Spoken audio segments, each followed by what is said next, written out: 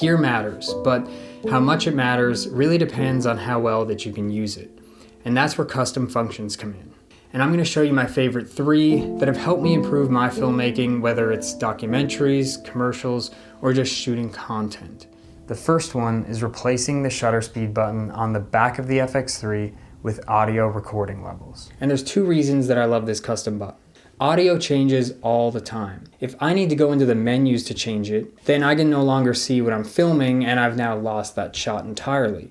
Now I can put the audio levels in the custom function menu, which is a little bit closer, but the problem is I still need to really think about navigating through that menu, and by then I may have lost the composition of my shot, or I may be bumping the camera around as I'm sorting through the menus. But having it at the click of a button is super convenient because I don't even need to look down and navigate through a menu. And the second reason I love this is because it makes it a lot easier to see where your audio levels are sitting.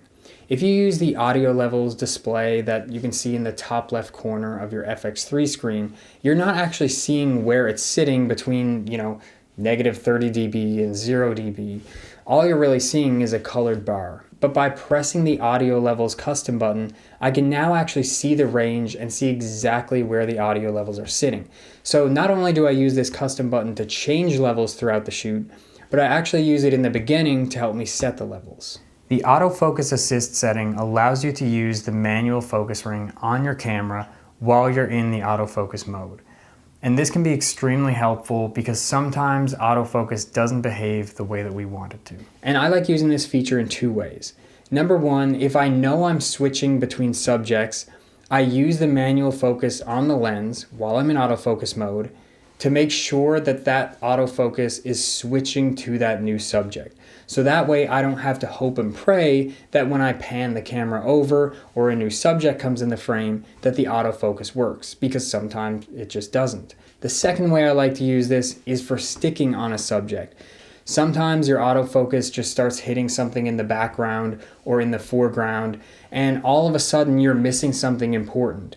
So this function has not only allowed me to nail more shots when I know I need to change focus, but it also gives me confidence to use autofocus, knowing that if it starts doing something weird, I can always bring it back to where I want it. And the third custom function that I love has made the biggest difference in my workflow, and what that is being able to quickly switch back and forth between the log and the Rec 709 view. And there's a reason why I need to switch back to log. We're going to go to the second page, which is for the top buttons. And we're going to go to the first button. Now this may be set to something for you, but we're just going to go over here, go to display option, and turn on display LUT switch. And now when we press the number 1 custom button, we're going to switch back and forth between log and Rec 709 view. You're probably using zebras to see where you're clipping, right? Where you're losing information in the frame.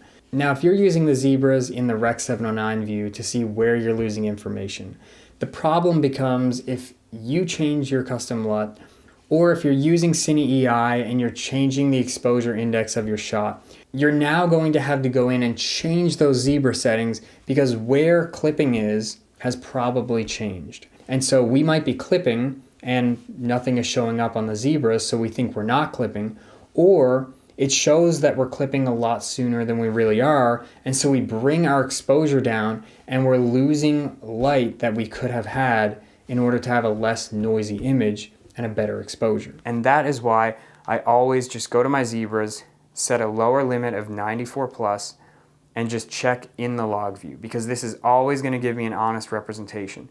It doesn't matter if I go in and change the exposure index, it doesn't matter if I go in and change the LUT.